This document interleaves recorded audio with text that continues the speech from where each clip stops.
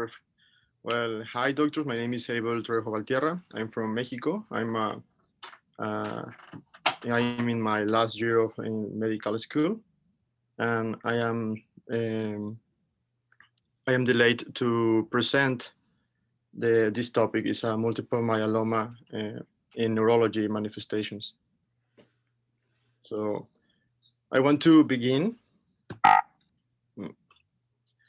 with this definition to do the WHO in 2009. And they say that multiple myeloma is a neoplastic disease that affects an all adult population and is characterized by infiltration of malignant cells in the bone marrow and in the other tissues. And these other tissues we can see like a kidney, like a brain, like a blood system. So I think it's important we need to know this kind of things. Next, the objective for to do this that I want to do this topic is because it's really important to know to describe the neurologic and signs and symptoms that we can see in the patient. Also, the image that we can see, for example, in MRI and the other studies, in the cerebrospinal fluid findings that we can see in the patients, and all of these problems we can see in multiple myeloma when do the invasion in the central nervous system.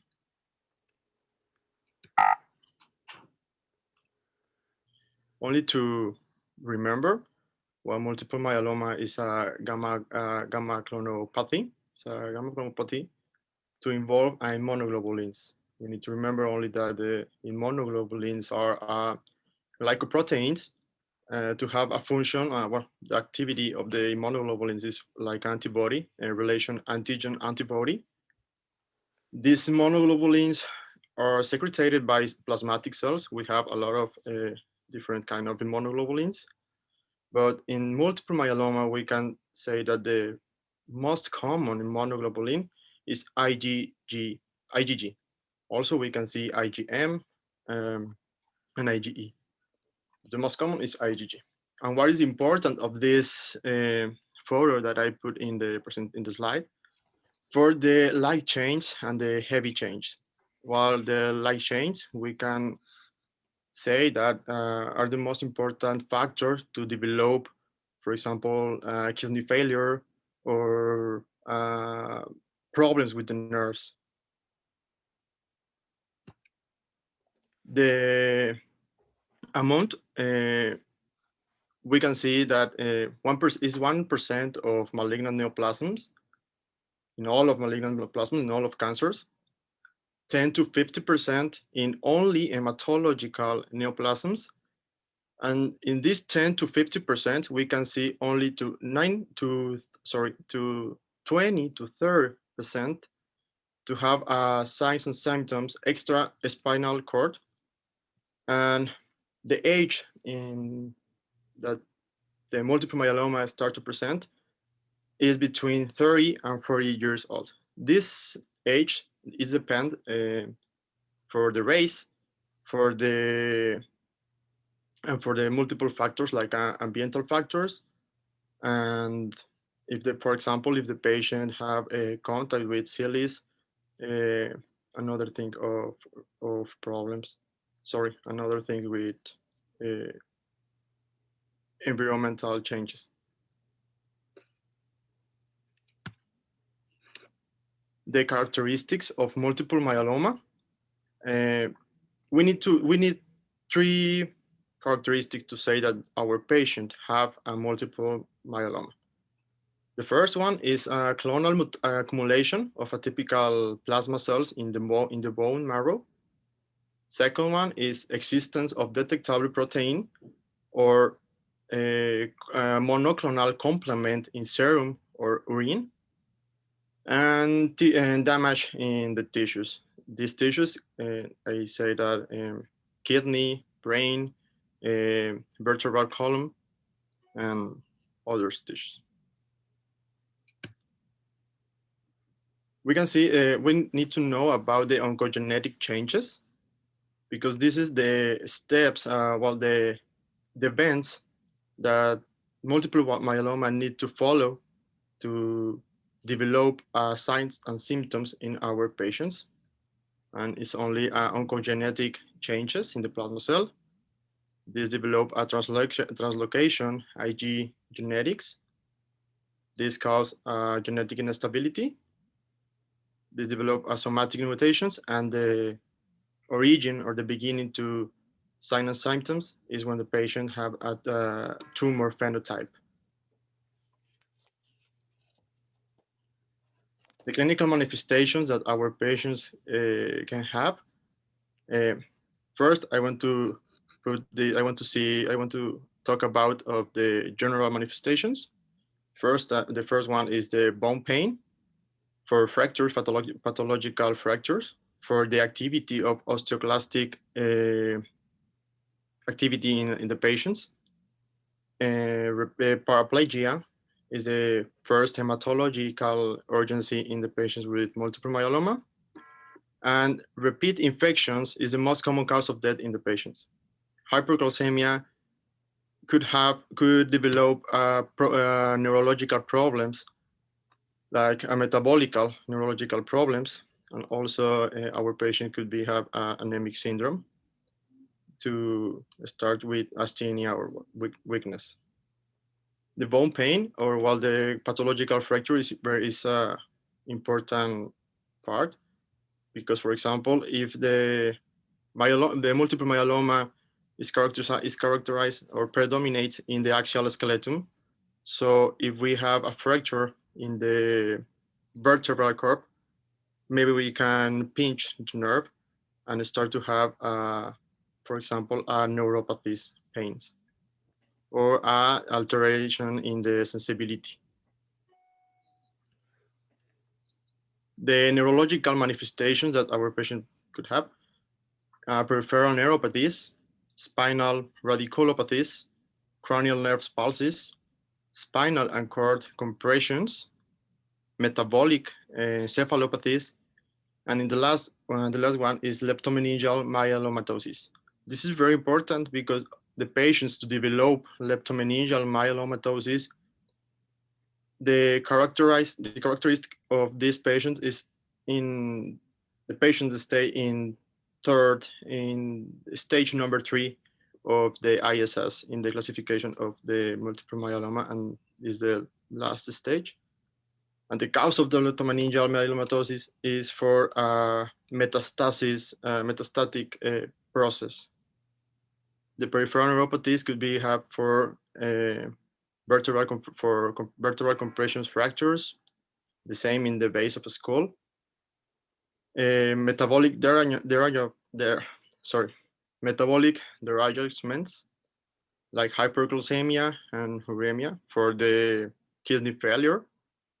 And this failure start because the light chains of immunoglobulins go to the kidney and start to do some changes in the proteins like that, and increase the levels of calcium. Other is toxicity and complaints of the treatment, and I want to talk about a little for the treatment. In this specific point, the previous first line for treatment in multiple myeloma was with thalidomide, and the doctors start to saw that this thalidomide start to do some polyneuropathy in our in the patients. And I think it's really important because the patients start to treated with thalidomide, and the multiple myeloma start to go down. But after a few years, they start to develop a polyneuropathy signs and symptoms.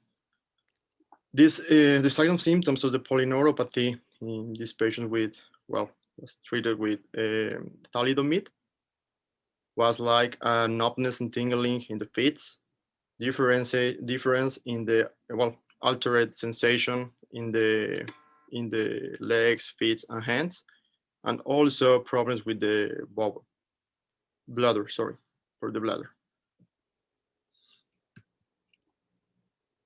The findings that we can see in the patients with multiple myeloma, with the leptomeningeal myelomatosis, in the first image, we can see it's a cerebrospinal fluid is abnormal. We can see also a pleiocytosis, a different kind of cells, and elevate protein content. But this is in the cerebrospinal fluid. It's not only in the serum or in the urine. In the image, we can see different three sections, different sections in the MRI. Okay, all of these image are in T1 window for MRI. And we can see a different hyperdensity, for example, in the image number A. We can see the difference in the density in the arrows marked for us. Okay, the first section in this image is a transversal section. The same in the number B, but we can see ventriculus in the brain. The same, but in number C, and then number C we can see a little more hyperdensity in the middle of in the both hemispheres. In the number D, we can see a coronal section, and we can see the same image, but in this moment we can see that we can see like a mass. Okay, like a mass in the deep of the brain, a little more deep of the brain, to affect the temporal lobes. Okay, also in the insular lobe. In the number E, we can see a transversal section where we can see the arrows put mark some mass behind the chiasma, the chiasma localization. So our patient could have maybe problems with the vision. And in the number F, we can see a mass in the insular lobe. Okay. And also in the base of the brain, in this part. This is the number F is the same, is a coronal section.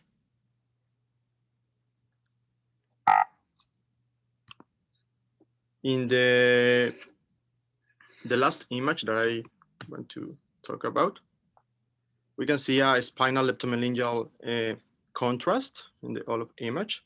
Okay, to tell about, so let's talk about it for leptomeningeal myelomatosis. Also, are in A and B is in T1 window to MRI, and we can see the contrast magnetic resource in this image.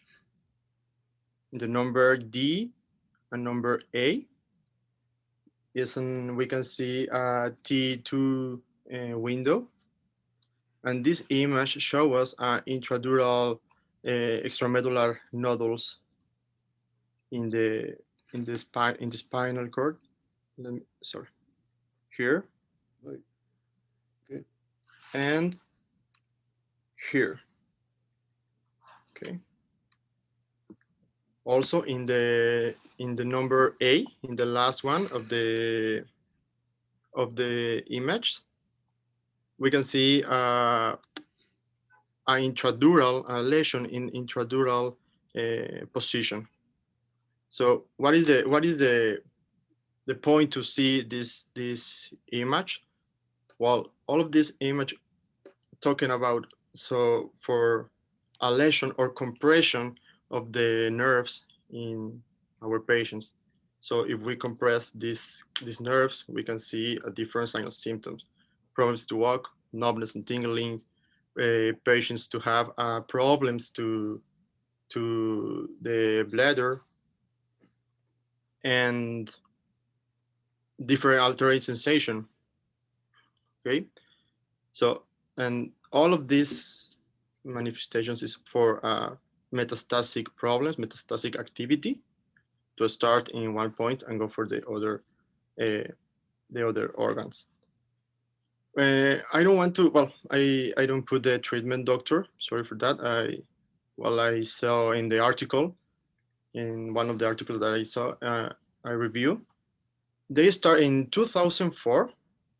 They start to treat leptomeningeal myelomatosis with intrathecal chemotherapy, and the following these patients was good. One of the patients dead after or during the treatment. And while the treatment for this leptomeningeal myelomatosis is not really, the doctors don't have the best information for know if the treatment is the best treatment or is not the best treatment. So I think it's a opportunity window to do some changes or do some research about if we can develop different treatments to don't have or that don't develop secondary effects in the problems. Well, all of treatments start to develop secondary effects in the patients, but that these secondary effects not develop more problems that the patient that have in the moment. Uh, uh, any questions, doctors? It's a very difficult illness, very serious and scary illness to have. Sorry, doctor, can you repeat me? I said it's a very fatal, very difficult illness, very difficult to treat. Yes, doctor. Unfortunately, very rare. Yes.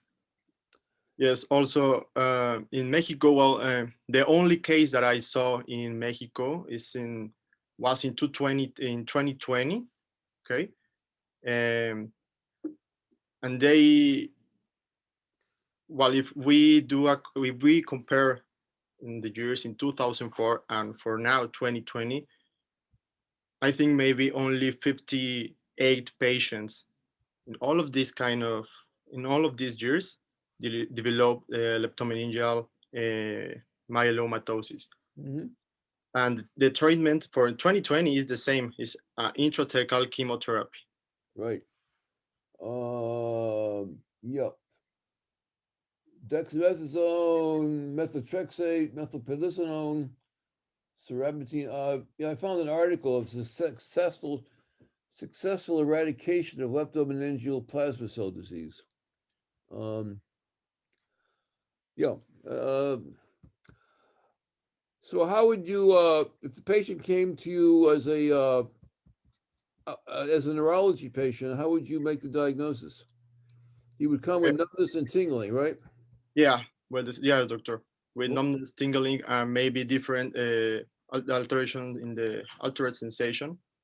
Also, if if the mass is compressed, some kind of up the end of the terms of the nerves, maybe the patient could have problems to walk. Mm-hmm. Maybe have problems to go to the restroom, like a aching cauda syndrome, for example. Mm-hmm. The signs and symptoms that we can see in the patient. Okay.